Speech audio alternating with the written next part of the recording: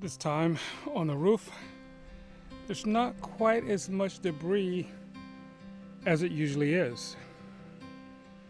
Don't know why that is, but it's a good thing.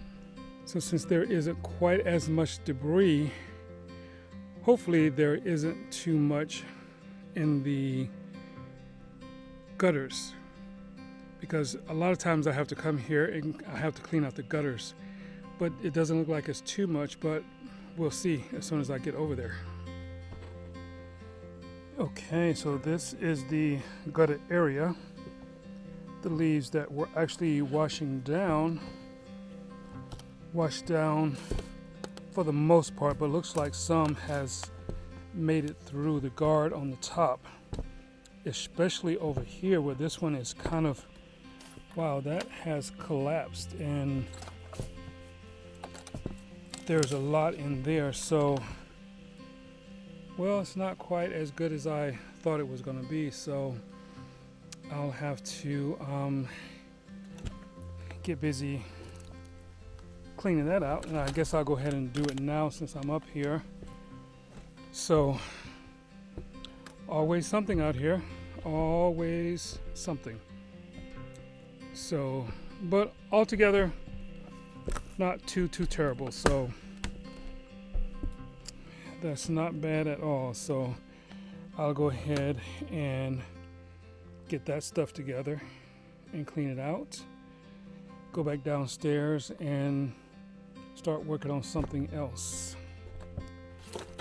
Okay.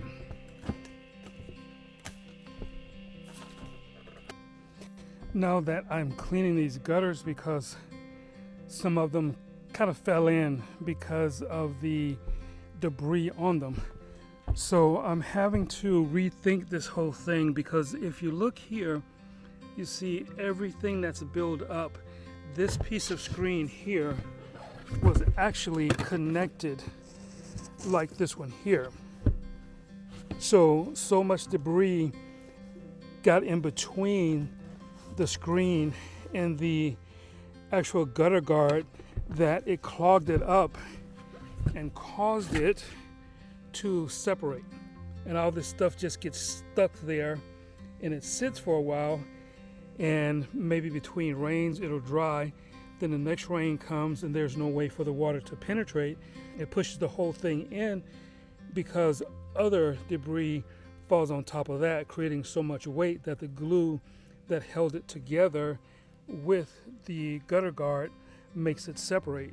So I'm having to clean off actually take off all the gutter guards and then clean the gutter like so. So I'm going along the back of the house here and cleaning all of that off. So at this point, I'm going to have to come up with something else that will allow me to capture rainwater, or maybe I won't be able to capture rainwater, because if in the event every time I leave so much debris falls, then I'll be forever doing this each time I come. Because if you see all the trees here, just imagine all of these trees are dropping debris, from the pine tree to the oak trees and everything else. So it's not just leaves, it's also little fine particles of debris. And that's what actually washes down from the top of my roof here, along with the leaves and everything else. It washes down and end up here. Then of course it will flow as much as it can all the way over here to my downspout. And of course my downspout is where my rain barrels live, down there. Of course you could probably see the downspout going into that rain barrel there. Now what happened this time is when I came out, I think there was just so much debris that came down the downspout and went down into the top of the barrel. So much debris went inside the barrel. Then the wind blew, and the screen that kept all of the debris out of the barrel, it washed away. And then of course when I come back, I find a whole bunch of mosquito larvae in both the 55-gallon rain barrels. So of course I had to add bleach to that to kill them, and now I will have to just come up with another way.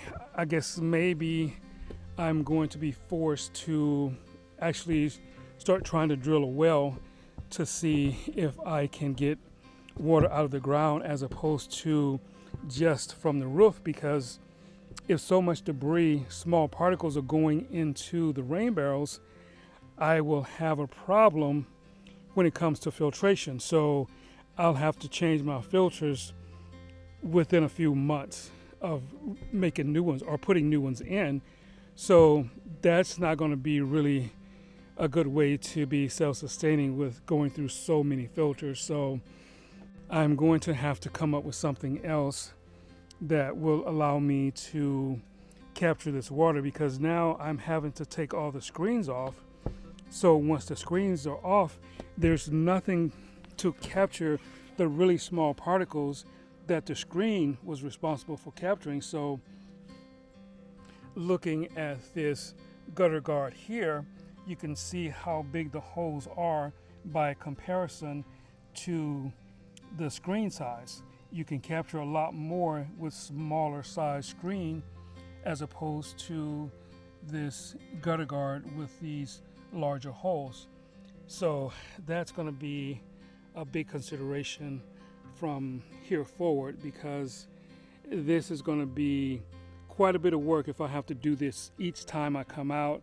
And of course now I'll probably have to drain the rain barrels and do something else, because I was going to put a 300-gallon IBC tote there to capture more water, but the more water I capture, the more debris I will capture along with that water, and that's not going to be really self-sustaining. So once again, we learn a lot of stuff from being in the woods, and we just have to make some adjustments going forward.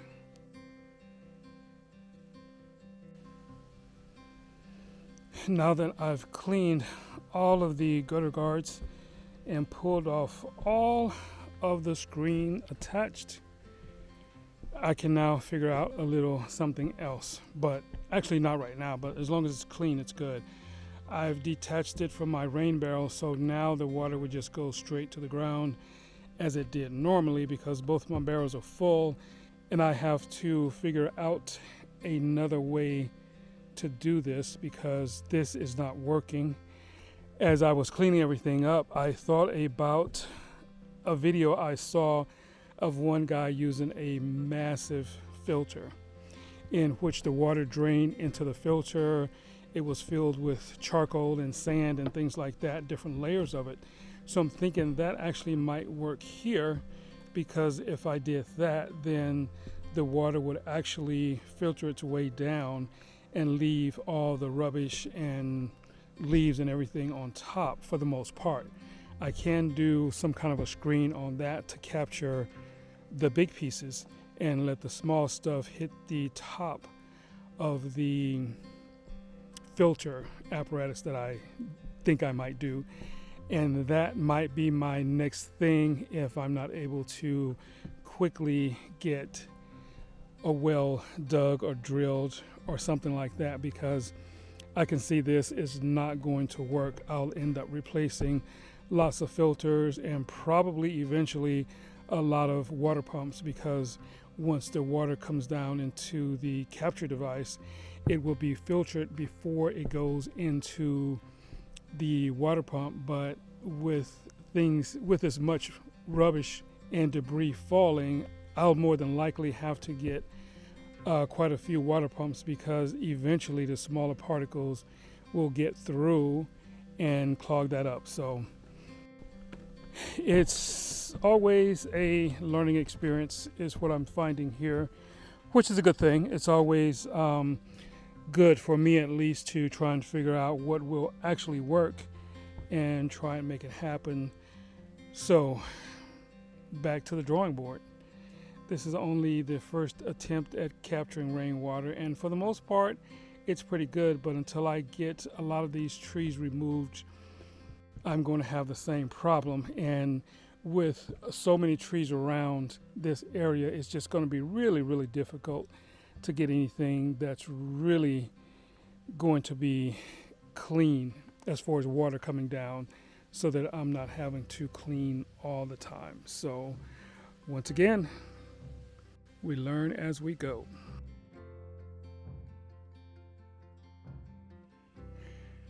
Okay, now the living room area of the house is pretty much cleared out.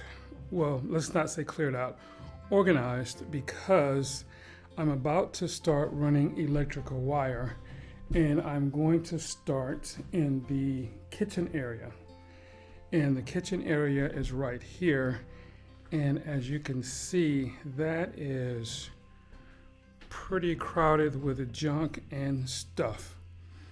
I'm amazed at how much little stuff we have when we're trying to build or whatever we're trying to do, but we just have a lot of stuff. So it takes a lot of little stuff to do this. So I have to put it in here because there is no storage building just yet. That's going to be my next thing, because this stuff is killing me. So at any rate, I'm going to have to start running my wires from over here at the box here, and they have to run up over here, up the wall, down the wall, where all these blue boxes are.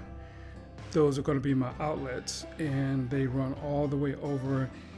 This is right in front of me here is going to be the sink area, so there's outlet on each side of the window. Can't put any at the window, of course, because that wouldn't work. So there are some behind here, and I have to make a decision right here as to what I want to do, because I want to put the refrigerator here. It's a smaller refrigerator, so I think I'm going to bring it up a little bit and have some storage under the bottom, and maybe that's where my solar panels, not my solar panels, but my batteries from the solar panels will go, I'm thinking. But that means I have to do a little bit more framing. But I want to go ahead and run some electrical wire, so I'll have to deal with that in a little bit. So that's pretty much what's going to happen today for the most part. I've been cleaning this place up and trying to organize it, which means I haven't really started any real work yet. So I want to do this room, the kitchen, the living room area where the wood stove is going to go, which is going to be in this corner here. I know it's hard to see and imagine all that good stuff because it's junky as all outdoors. And if anything else, the bedroom. This is the bedroom where I actually sleep. So I will hopefully get around to doing that room probably in the next day or so, if not today. But in doing any of this electrical, things just have to be moved around, because it's almost like I have everything in this house that I'm going to need, except it's not time to bring it in. But of course, as I said, since there's no other place to store this stuff, it's where it has to go. So stay tuned. And I don't know that I'm going to record all of this because it's a little dark in here, and we'll see though. If I can, I will, but if not, then I'll just kind of keep you updated as we go.